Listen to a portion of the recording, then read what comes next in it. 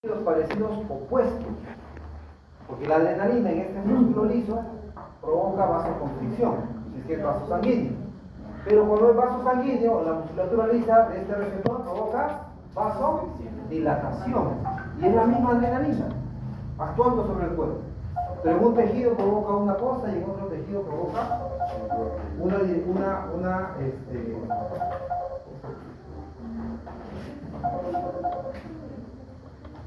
un efecto opuesto. Eso puede traer un poco de confusión a la hora de ir aprendiendo. Esto que yo he resaltado es como para ir aprendiendo. Ya luego ustedes mismos van a ir entrando a ver qué otros hay acá y qué efectos se deducen. Pero esto es bueno que aprendan. El tipo de proteína G, porque eso te puede ayudar, obviamente conociendo el tejido, cuál es la respuesta. ¿Ya? Sabiendo el tipo de proteína G, conociendo el tejido donde está, deducir, inferir el efecto que yo voy a ver en ese tejido de la adrenalina sobre ese receptor, en este caso, ¿no? Igual para cualquiera de los receptores. Por eso se los anoto, ¿no? ¿Qué tipo de proteína G es? Tienes que saber que hay estos dos principales efectores, AMP cíclico o no, y calcio, que es proteína G. ¿Listo? Y dependiendo de los tejidos. Ahora por ahí viene la confusión un poquito que de repente he notado, nadie me lo ha comentado, pero cuando es músculo liso, cuando es musculatura lisa, y es la proteína G que siempre va a ser contracción, cualquier músculo liso que sea.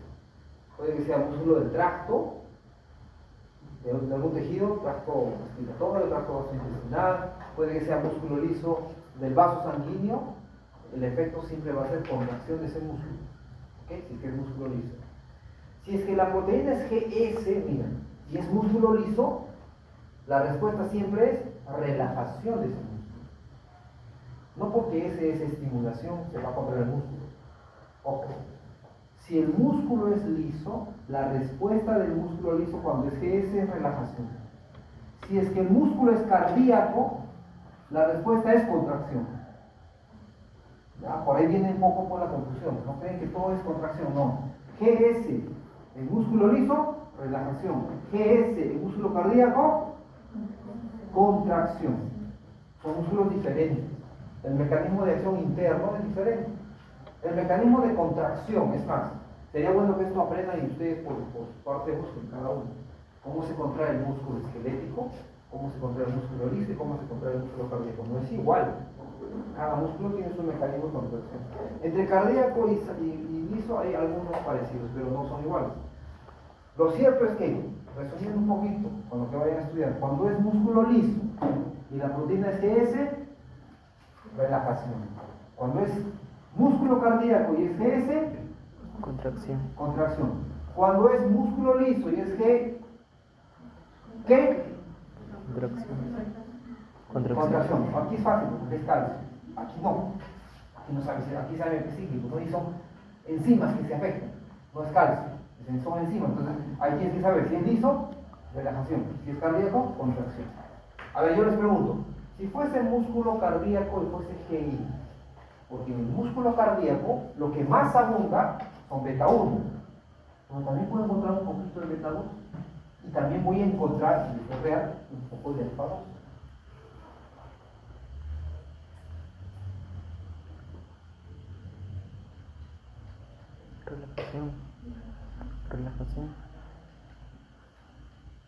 Relajación. ¿Cuál va a ser el efecto? Relajación. O sea, miren, yo he puesto o he destacado acá, y esto es algo que no es que, en el músculo liso solamente tengo este y no hay más. No. Este es el tipo de receptor que sobresale en ese tejido, pero puedo encontrar un poquito de los otros. El efecto es menor, ni se nota. Cuando hablo de corazón, este es el que abunda. Entonces los otros quedan como que ni se los menciona en muchos textos, pero eso no significa que no haya. Hay, pero este es el que destaca. Cuando hablo de musculatura lisa, por ejemplo, en los órganos, en el respiratorio, creo que también tenemos en el tracto gastrointestinal, es beta 2, es relajación. Es decir, si yo hablo de qué me provoca la adrenalina en mi tracto digestivo, ¿qué va a provocar? ¿Aumento de la motilidad o disminución de la motilidad? Eso es lo que hay una disminución disminución de la motilidad gastrointestinal, porque esa es la musculatura lisa del tracto digestivo. ¿Sí me entienden? O sea, es lo que más abunda, pero pueden haber un poco de beta 1, pueden haber... Es más, estos son casi como que medio inespecíficos, ¿no? Más los han nombrado con números, numerado, mejor dicho, con números, por la ubicación y el momento que los han ubicado. No significa que aquí en el músculo liso no hayan algunos de otro tipo, porque al final todos son ese problema. El beta 3 destaca en el tejido adiposo, pero también puede encontrarlo en otros tejidos. En el adiposo puede encontrar otro. Y el efecto es lipólisis. Eso me faltó hablar un poquito de repente. El mecanismo es igual, aumento los niveles de AMP cíclico. Activo la PKA, ya me voy a saltar, ¿no es cierto? Activo la PKA y esta me fosforila aquí. Si lo que veo es lipólisis como efecto, ¿a quién va a activar la PKA? ¿A quién fosforila? A las lipasas. A lipasa, ¿cómo se llama? Lipasa dependiente de hormonas. No sé si se acuerdan de ese nombre, cuando quiero un tejido adiposo. Metabolismo de grasas. En el tejido adiposo, cuando quiero degradar el tejido, la lipasa, que es dependiente de la hormona adrenalina, se va a activar porque la PKA la va a fosforilar, está encima de la fosforila y la torna más activa. Al estar más activa, ella va a convertir los triacilglicéridos en ¿qué? En ácidos grasos libres. Y eso es lipólisis. Por eso que la adrenalina también disminuye hace lipólisis. ¿Okay? O sea, en las células adiposas tengo receptores beta 3. ¿Okay? Por eso es que cuando uno libera adrenalina, ocurre todo eso. Normalmente la adrenalina como tal, como les digo, es liberada en picos ante situaciones de emergencia, pero también se libera en cantidades menores cuando no se activa físico. Cuando uno corre, cuando un deporte, se libera adrenalina. Y la adrenalina, junto con toda la conexión simpática, promueve todos estos efectos a través de estos receptores en estos tejidos. ¿Ya? Aumenta la frecuencia cardíaca, degrado grasa, peso bajo de peso, aumento de la frecuencia respiratoria, y para eso mi tubo respiratorio se incrementaba, disminuye la motilidad gástrica, pues cuando uno está haciendo deporte, no va al baño, pues no, en ese momento no puede ir al baño, está jugando, está practicando deporte, y eso es porque el receptor que está ahí está siendo activado y hay menor contracción de los músculos del trapeo. Y así, ¿ok? Bueno, esto es bueno que lean. Yo se lo estoy mostrando de una manera, tratando de ver todo por el tiempo que tenemos y porque tenemos otro tema tan grande como este ahorita para hacer. No sé si tienen alguna pregunta. Yo no voy a hablar, he comentado dos fármacos que creo que son súper importantes y además son bien conocidos. Que actúa uno sobre el receptor beta 1, el otro actúa sobre el receptor beta 2, uno es agonista y el otro es antagonista. Hay muchos fármacos que actúan sobre el alfa 1. A ver, yo les pregunto, solo como raciocinio, esos fármacos que actúan sobre alfa 1 son para acompañar procesos por lo general de hipertensión arterial. ¿Ya? Entonces, ¿qué serán? ¿Agonistas o antagonistas de alfa 1? Antagonistas. ¿Agonistas o antagonistas? Antagonistas, ¿no? Porque estos me hacen vasoconstricción. Yo necesito que se relajen los vasos, que se dilaten para que la presión disminuya. La presión aumenta cuando la luz del vaso disminuye o la fuerza con la que llega el líquido es mayor. Yo presiono la pared, eso es la presión, aumento de presión sobre la pared de las arterias. Yo necesito hacer dos cosas, o disminuir el flujo de sangre, y para eso actúo sobre el beta 1, o amplío, dilato los vasos periféricos, que son los que reciben la fuerza del empuje del corazón, y para eso hago dilatación, vasodilatación. Entonces un antagonista, y también obviamente un antagonista, como es el propranolol, metoprolol y todos los derivados de los beta-bloqueadores. Aquí hay muchísimos otros fármacos, muchos. Bueno, eso lo van a ver ya mejor en farmacología también, ¿no? Vamos con los muscarínicos, el sistema opuesto. ¿Ya? Todos los efectos o los fármacos, los que tienen efecto agónico, agonista de los receptores adrenérgicos, los conocen como simpaticomiméticos. ¿Ya? O simpaticométicos, porque imitan la acción de los agonistas que actúan sobre estos receptores. Y los que tienen acción opuesta también le llaman simpaticolíticos. ¿Ya? Iguales con los parasimpáticos. Parasimpaticomiméticos y parasimpaticolíticos. Ya hemos hablado dónde estamos, ¿no? Algo que no he hablado, que me he olvidado, es de hablar de ligando. No he hablado de ligando, o sea, no he hablado de la adrenalina, de la noradrenalina, cómo se forma. Cuando se habla de receptores siempre hay que hablar de ligando y de sus receptores.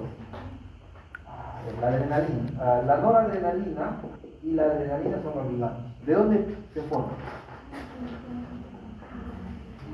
Aquí, a estas dos las conocen como catecolaminas. Hay un grupo de moléculas que tienen una estructura parecida.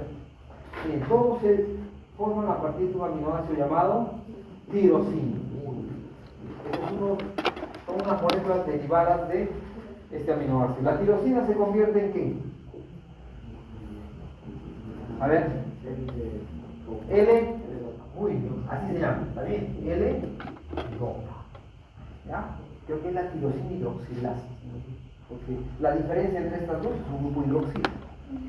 ¿Ya? Una enzima llamada tirosina hidroxilasa convierte al aminoácido tirosina con el que construye proteínas, lo recibe de ahí para convertirlo en este intermediario, se llama L-dopa, que ya actúa también como un ligando. Hay algunos receptores. Este L-dopa luego se transforma en ¿qué?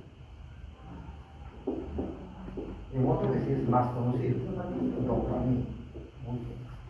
En algunas neuronas del sistema nervioso central solo tienen estas dos enzimas, hasta aquí nomás llegan. A estas neuronas se les llaman neuronas dopaminérgicas, porque el neurotransmisor que van a liberar, ¿cuál es? Dopamina. Y ustedes van a ser receptores de dopamina, creo que mañana. Son receptores ocupados por proteínas G, dopamina. La enzima, si no me equivoco, es dopa descarboxilasa. Porque la diferencia entre L-dopa y dopamina es un grupo carboxilo. Entonces es una descarboxilasa. Después de la dopamina, hay otra enzima que transforma la dopamina en noradrenalina. Miren, todas estas tres enzimas, hasta acá, están presentes en la neuronita postneuronal del sistema nervioso simpático. Por eso es que el simpático lo que libera, ¿qué cosa es? Noradrenalina. En el sistema nervioso simpático, que es el periférico que yo tengo hasta esta tercera enzima. Dopamina, noradrenalina, ¿cómo se llama? A ver, ayúdenme ahí, sí, no recuerdo.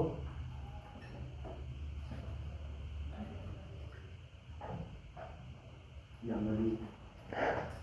Creo que es dopamina metiltransferasa, que hay un grupo metil. Bueno, hay que ver. Pero esas tres enzimas están presentes, como les digo, hasta acá, en la neuronita postganglionar del sistema nervioso simpático. Por eso que el simpático, que inerva todos esos tejidos, nuestros órganos internos, libera noradrenalina, que es la que actúa sobre esos receptores adrenérgicos. Hasta aquí llega. Hay algunas células en el sistema nervioso central que también son neuronas dopaminérgicas, que liberan también noradrenalina. Ahora, la adrenalina se forma a partir de la noradrenalina, que se transforma en adrenalina, a través de una enzima, y esta enzima solo se encuentra, esta de acá, solo se encuentra ¿dónde? En la médula suprarrenal. Por eso es que solo la médula suprarrenal produce realmente adrenalina y la libera esta para actuar como hormona, es decir, a la sangre. En cambio, esta actúa de forma paracrina. Esta no actúa como hormona, solo de forma paracrina. Sea noradrenalina liberada por la neuronita postganglionar directamente sobre el tejido, o sea la adrenalina liberada a la sangre y que llega a los tejidos, ambas actúan sobre cualquiera de estos receptores, provocando los efectos que ya hemos visto. Cis alfa 1, cis alfa 2, los efectos característicos. Con una diferencia de afinidad un poquito más para noradrenalina por los alfas y para la adrenalina por los betas. Pero no es igual actúan sobre ambos lados. Entonces, esta es cómo se forman los ligandos, así es la forma de... Una vez que actúan los ligandos, es decir, noradrenalina y adrenalina, sobre el receptor, se metabolizan los ligandos, hay que metabolizarlos, no hay que eliminarlos, no pueden estar todo el tiempo sobre el receptor, y para eso hay enzimas o un proceso de recapturación, así se llama, de estos catecoles. Hay una recapturación. En el caso de la noradrenalina, la recapturo y la vuelvo a enviar a la neuronita para poder almacenar en las vesículas. En el caso de la adrenalina, generalmente se convierte en una sustancia como en la sangre, es para ser eliminada a través de la orina. ¿No? Esa sí no se recaptura, esa se metaboliza y se elimina. Entonces todo el tiempo la médula suprarrenal está produciendo adrenalina para reemplazar la que se elimina. En cambio la postneuronal reutiliza. Listo, esto es cómo se forman los ligandos que actúan sobre esos receptores. El ligando en los receptores muscarínicos, ¿cuál es? ¿Cuál es? Acetil. La formación de acetilcolina ya la conoce. Son 8 receptores nicotínicos de acetilcolina al medio B, ¿no? Es fácil. ¿Cómo se forma acetilcolina? Traje colina. La colina más Acetilcolina. acetil que es donado por la acetilcolina. Uno ya tiene es fácil, súper sencillo. Y se almacena en las vesículas, ¿no? Y se almacena la acetilcolina. ¿Listo? Así se forma la acetilcolina. ¿Ya? ¿Y cómo se elimina la acetilcolina? Ya tengo el ligando, es súper fácil formar. Muy bien, ¿cómo se elimina? Por medio de una enzima llamada acetilcolinesterasa, que hace lo contrario, ¿no? Desdobla en acetilcolina. La colina se rehúsa y el acetil se obtiene siempre de los acetilcolina. Eso es más fácil. Hablar de ligando aquí es más sencillo. Además ya lo hemos hecho. Listo. Ahora nos toca hablar de los receptores, pero que sean muscarínicos. Al igual que estos receptores adrenérgicos están en los órganos internos, en el músculo liso, en glándulas, vamos a ver más en algunas glándulas, en el corazón, el tubo cardíaco, y van a tener un efecto opuesto que va a equilibrar la acción de los receptores adrenérgicos. ¿Listo? Entonces vamos a empezar. Yo tengo, así como ya hay 5 tipos, aquí también tengo 5 tipos. Lo voy a poner todo para abajo. M1, M2, M3, M4 y M5. Fácil de acordarse los nombres, ¿sí o no? M1. ¿Qué tipo de proteína es? Lo primero que tienen que aprender. ¿Qué tipo de proteína es? Díganme. M2, M3, M4 y M5.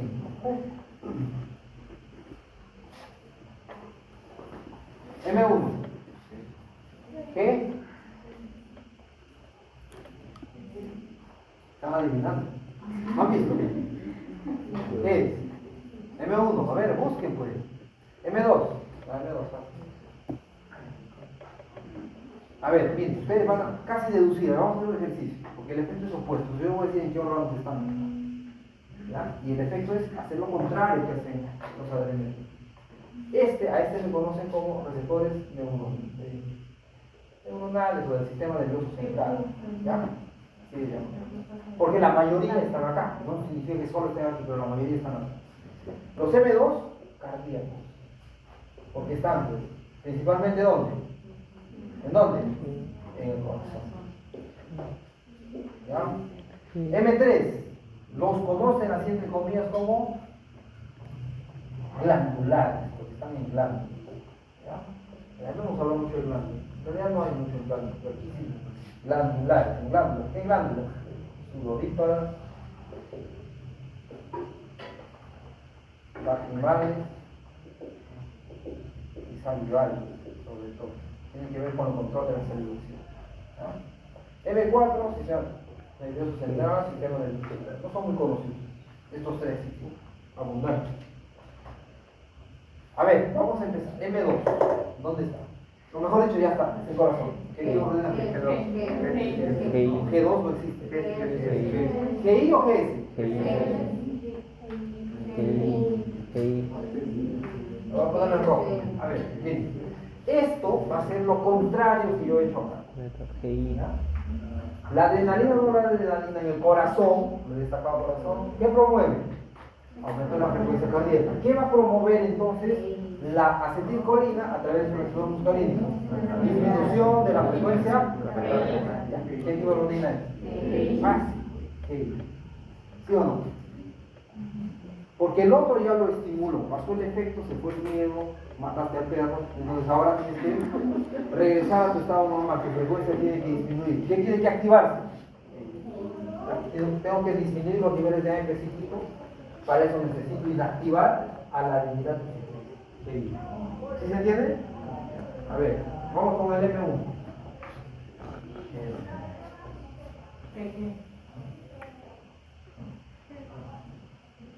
M1.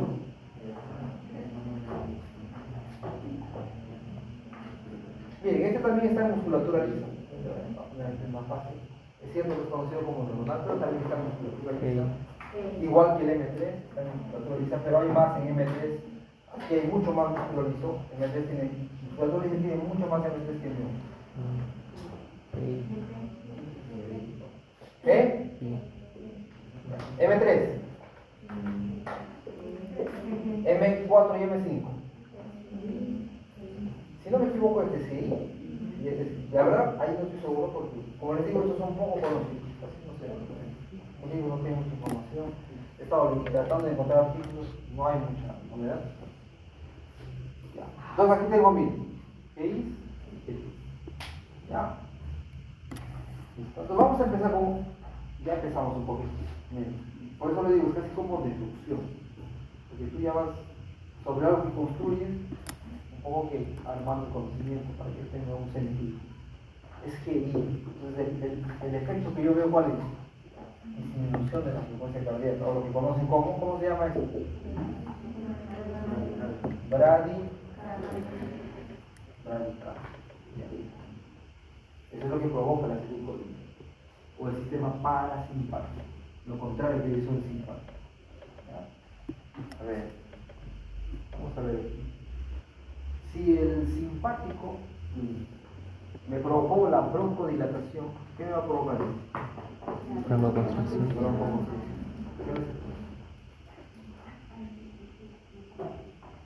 Muscarínico, pero ¿cuál? El muscarínico, no, lo contrario, ¿cuál? ¿Cuál alfa? No hay ningún alfa. Estamos hablando de M1, M2, M3, M4, M1. ¿El 2? Imposible. Porque este no está. Solamente, principalmente en esta zona. Puede ser tranquilamente ¿cuál? A ver. Puede ser el 1, porque estamos hablando de contracción, ¿sí o no? Contracción de un músculo liso. Puede ser el 1, porque es el G. Ya recuerda, el G es sinónimo de qué? De calcio. Y GI es sinónimo de disminución de los niveles de AMP psíquico. Podría ser también el M3, porque también. ¿Qué promoverá? Miren, ¿qué promoverá el sistema parasimpático sobre el tracto gastrointestinal? Aumenta el peristaltismo, aumenta la contracción de la musculatura lisa, de todo el tubo intestinal. A ver, yo no hablé, ¿no? Tenía ahí dibujado mi columna. Miren, el sistema simpático, voy a tratar de hacerlo más. Ojo, que lo que yo les comento puedo equivocarme porque lo que yo les hablo de anatomía es lo que aprendí después de glutamato hace muchos años. Porque ustedes deberían actualizarme aquí. Pero el sistema simpático, ya les dije, es una neuronita preganglionar y una neuronita postganglionar, ¿cierto? Ya. El sistema simpático, estamos hablando del parasimpático. El sistema parasimpático está compuesto, ¿por qué? ¿Por qué neuronitas? ¿Cuáles son? Unos que salen más o menos de esta región. Son unos de los pares craneales. ¿Se acuerdan o no? ¿Cuál es el par craneal número 10? Ya, el vago. ¿El vago qué inerva? Ya, eso es parasimpático. El vago es parte del sistema parasimpático. Y todos los pares de nervios craneales, no todos, creo que desde el 3. Por eso les digo que yo puedo estar inexacto. Pero, y una porción de la región sacra. La región sacra también sale. ¿Ya? De estas dos porciones salen las neuronitas preganglionares que se unen con las postganglionares a través de los ganglios y que me inervan todos estos órganos internos. Entonces el vago que inerva, ¿qué inerva el vago? Dinero el vago. Estómago. Dime Orlando, ¿quién era el vago? Estómago. Pulmón, está bien. ¿Qué más? Corazón, ¿qué más? Miren que el vago tiene un montón de ramas. ¿Ya? Tracto digestivo. O sea que va a controlar, miren, un nervio, que es el simpático, parasimpático, controla varios órganos y varios sistemas a la vez. El sistema simpático, las neuronitas del sistema simpático salen de la región torácica y de la región lumbar. De la región tóraco-lumbar, que ahí está. Y que me inervan los mismos órganos, ¿ya? Pero que tienen sus ganglios bien cerquita aquí, alrededor, aquí están los ganglios, alrededor de la columna vertebral, bien cerquita. Mientras que lo del parasimpático, pues, el vago, porque es muy conocido, justamente inerva esto y promueve eso. El vago promueve promueve Bradicardia. bronco, Contracción.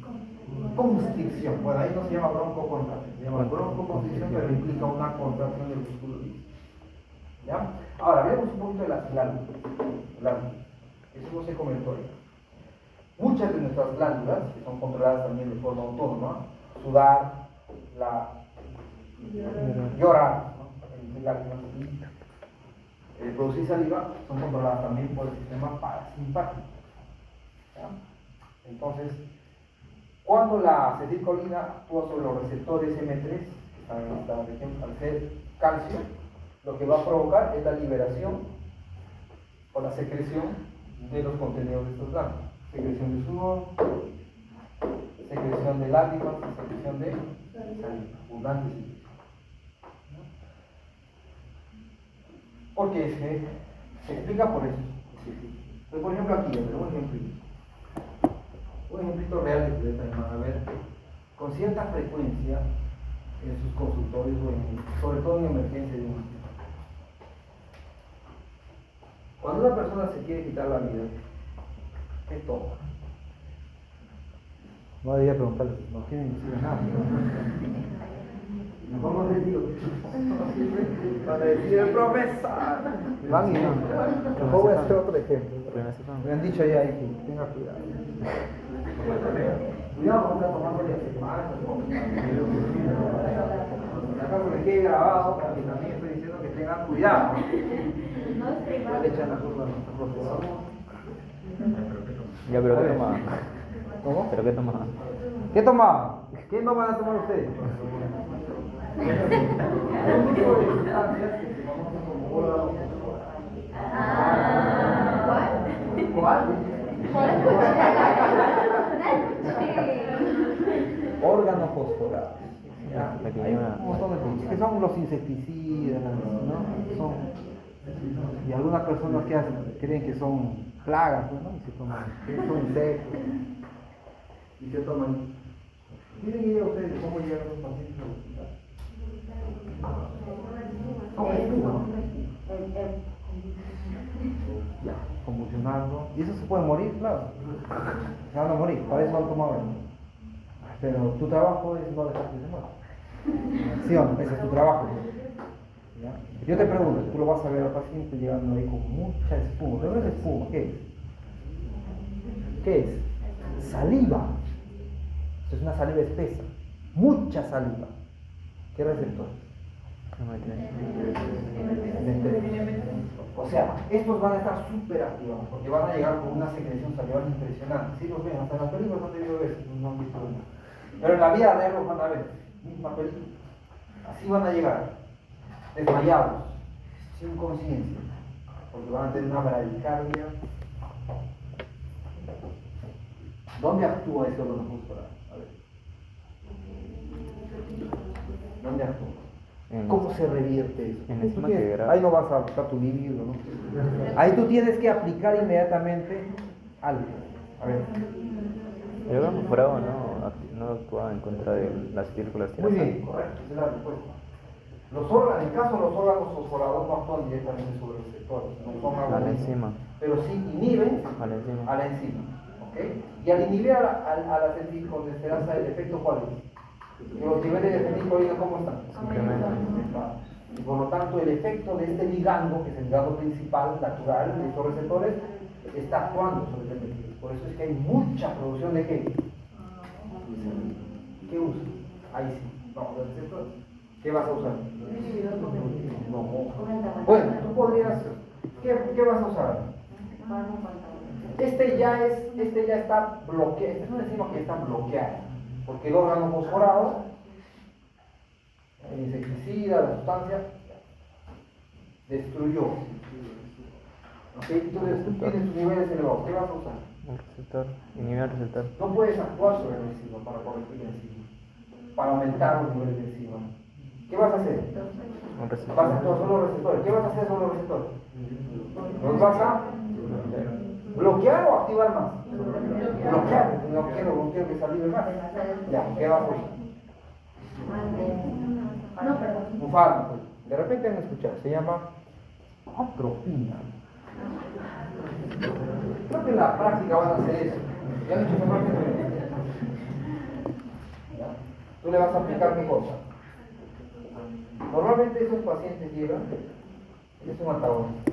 Este es un antagonista no selectivo, no selectivo de todos los receptores musculares. Es decir, no solo actúa sobre el MSH, actúa sobre todo. No tiene nada de selectividad. Se corrige el problema, pero te crea muchos problemas colaterales. ¿Cuál sería? A ver, un problema colateral del uso de la proteína en una dosis un poquito mayor de la que deberías usar. Paro cardíaco. Un fallo en los Paro cardíaco.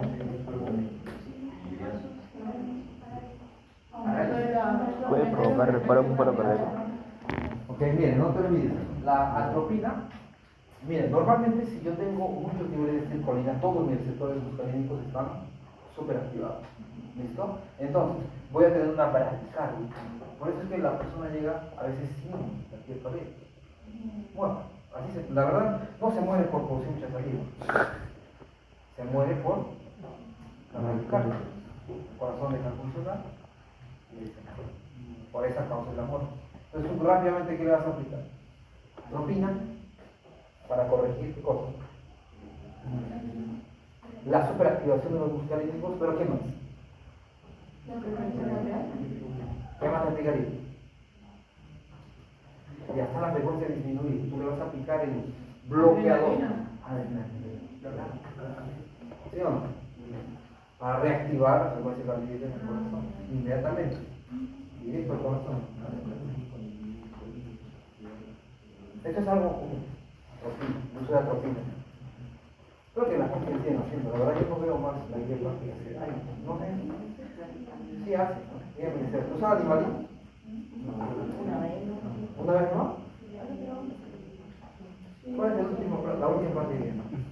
Oler. ¿Qué? Oler. Los G, receptores. Claro, son proteínas G también. ¿Pero por qué han hecho eso si todavía no, o ya han hecho un lateo directo? Sí, Ahí es cierto. Entonces ya deben hacer luego los receptores muscarínicos en la práctica y los antienérgicos. Adrenalina, vamos a ver qué tal con los. ¿Hacen en qué animales? Ratas. Conejos. Este es más bonito hacer en conejos.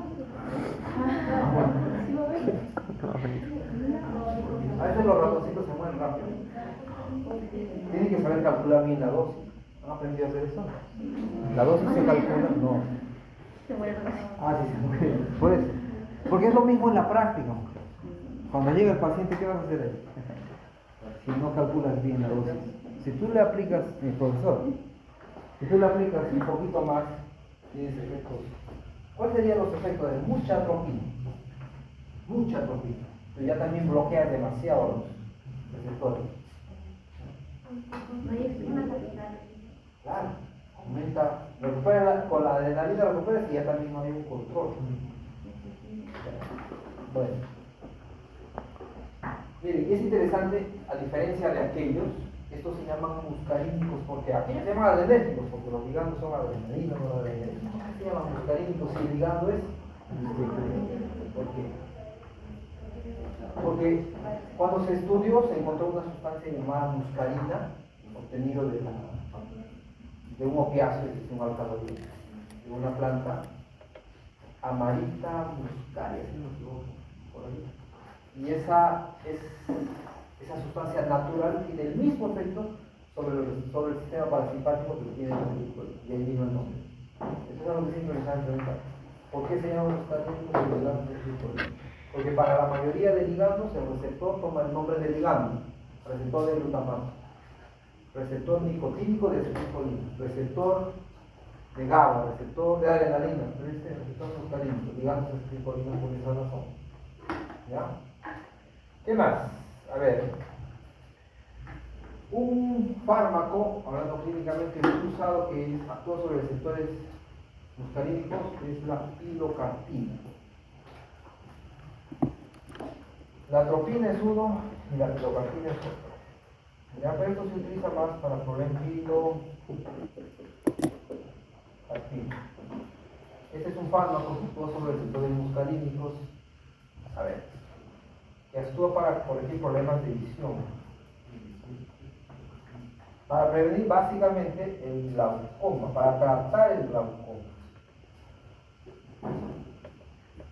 Esto sabíamos hacer, por eso les digo, de estos fármacos pueden usar pilocarpina, porque es un agonista y luego revierten el efecto agonista con la atropina, los animalitos. Lo íbamos a hacer en conejitos. Por la orejita ahí se le ponía vía intravenosa y se veían los efectos. Por ejemplo, la supersalivación o la sudoración. Empieza a sudar el conejito y empieza a desmayar. Inmediatamente reviertes el efecto con atropina. Y rapidito revierte el efecto, también es intravenosa. Bien, la pilocarpina es un agonista también inespecífico de los receptores muscarínicos, puede actuar sobre cualquiera, pero clínicamente se lo utiliza para tratar el glaucoma. ¿Qué es el glaucoma? ¿Qué es el glaucoma? ¿Han escuchado hablar del glaucoma? Bueno, la pilocarpina se usa para disminuir la presión intraocular. Intraocular. Ustedes saben que nosotros tenemos dentro del ojo una presión. ¿Cómo se lo dibujo acá? Nosotros producimos un líquido en el interior del globo ocular que le da una presión al globo, por eso tenemos la forma redondita o esférica del globo, como un globo. Más o menos para que tengamos una idea,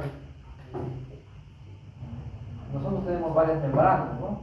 ¿Cómo se llama la membrana más extensa del globo? ¿Cómo se llama?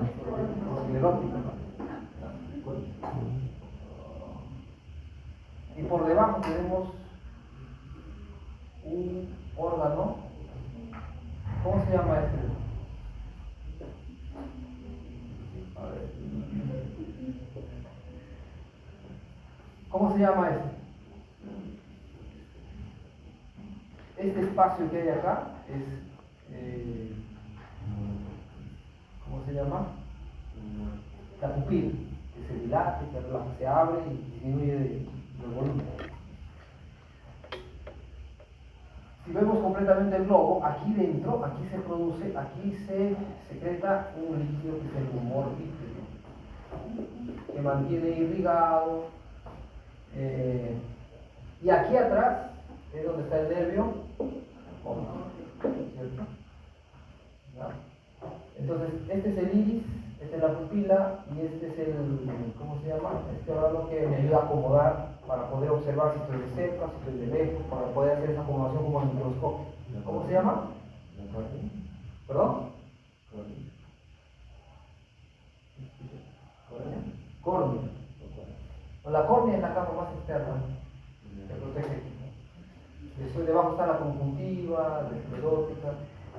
¿Cómo se llama eso?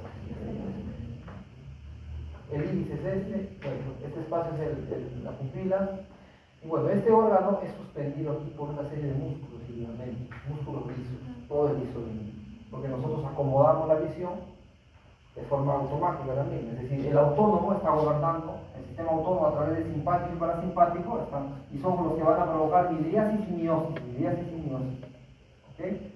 Solo que aquí tenemos una situación, cuando yo produzco mucho El líquido que normalmente produzco acá debe ser filtrado, eliminado normalmente cada cierto tiempo. Aquí yo tengo un canal, para eso el humor líquido tiene que salir, pasar por acá y ser eliminado por un canal de Schlemming, así se llama. Para que este líquido pueda salir, este músculo, el iris, tiene que estar contraído. Tiene que estar contraído. Porque cuando se relaja, se apoya sobre esta estructura y no permite su paso. Entonces, ¿qué pasa con las personas que no eliminan normalmente ese líquido? La presión que ejerce el líquido, sobre todo sobre el nervio óptico, aumenta, y a eso se le conoce como un aumento de la presión intraocular. Ese incremento de la presión acaba dañando el nervio, puede matar las neuronas del nervio óptico, por la presión, por la fuerza que ejerce. Y dañar el nervio óptico es perder la vista, literalmente. Ustedes saben que los rayos luminosos deben llegar hasta acá, a esta zona de acá, donde está el nervio óptico, para transformar los fotones de luz en un impulso nervioso. Entonces la presión del humor vítreo sobre el nervio óptico puede generar este problema llamado glaucoma. ¿Cómo se corrige esto? Manteniéndolo a este músculo contraído. Es un músculo, un nombre bien específico. Es un músculo constrictor del iris, el músculo constrictor del iris, lo mantiene contraído. Ese músculo, para estar contraído, tiene receptores M3, que son músculo liso, receptores M3. ¿De qué? Calcio, contracción. Entonces yo uso esta pilocarpina en forma de gotitas, es un colirio. Lo uso sobre el ojo y esas gotitas actúan directamente sobre el receptor, generando la contracción, permitiendo la salida del líquido y disminuyendo la presión intraocular. Este es uno de los pocos fármacos agonistas de los receptores muscarínicos de distribución clínica, que funcionan. Hay muchos más, ¿no?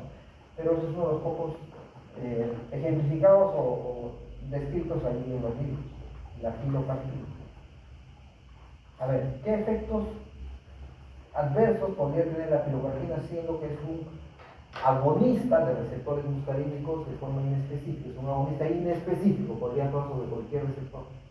¿Qué efecto colateral? Y lo que yo quiero cuando uso un fármaco siempre es un efecto principal. En este caso, contraer el músculo constrictor. Ya lo consigo, pero este mismo puede actuar sobre otros receptores. Y esos otros efectos son justamente los efectos colaterales. En todo fármaco siempre va a haber eso. ¿Cuáles serían, a ver, los efectos colaterales? Si este es un agonista,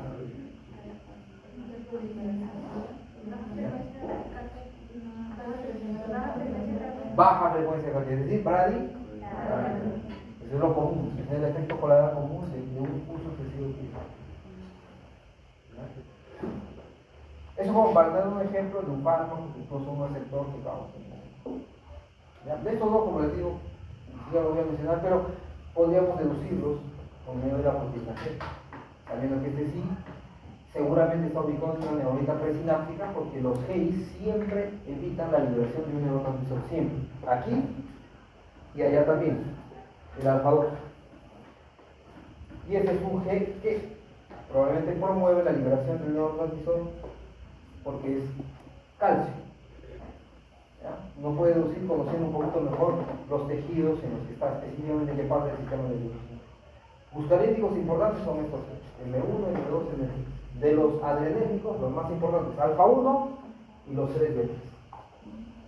Entre estos, ¿cuáles se habla más? Siempre, alfa 1, beta 1 y beta 2.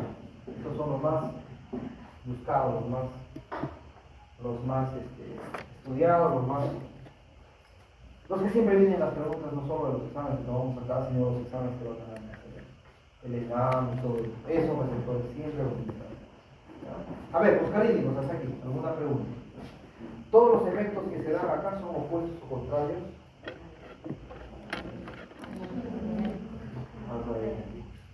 Todos. Ahora, hay algunos efectos propios acá que no se dan allá, sobre todo el de las glándulas. Adrenalina no actúa mucho sobre glándulas, pero aquí sí hay un tipo de receptor específico sobre glándulas. Estos provocan vasodilatación. Ya lo característico era vasoconstricción.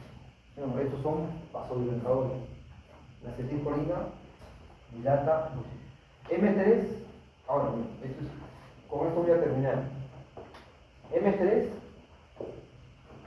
el efecto final, miren, porque esto confunde también, músculo liso, contracción, pero cuando hablamos de vasos sanguíneos, M3 provoca vasodilatación.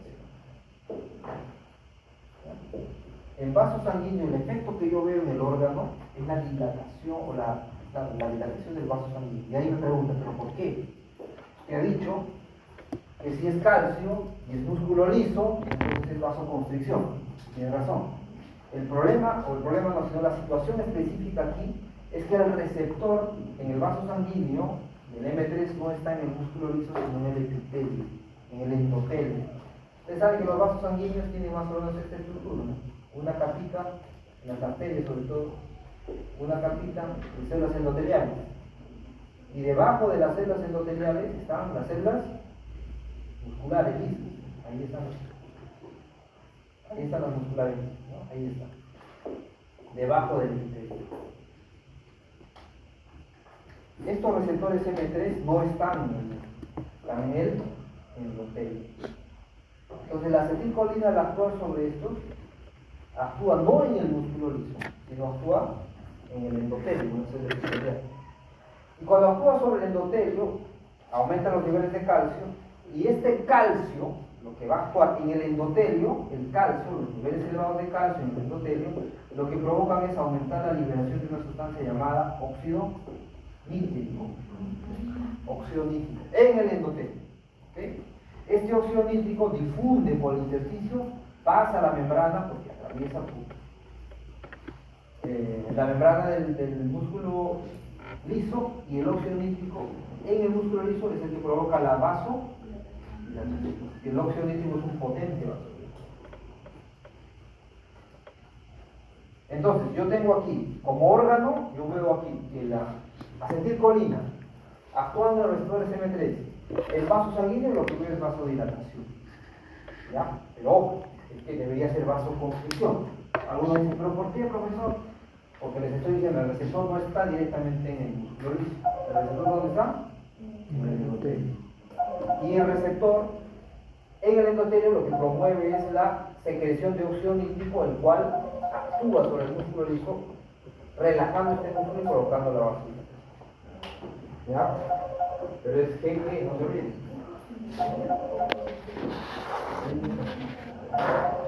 Gracias, secretario.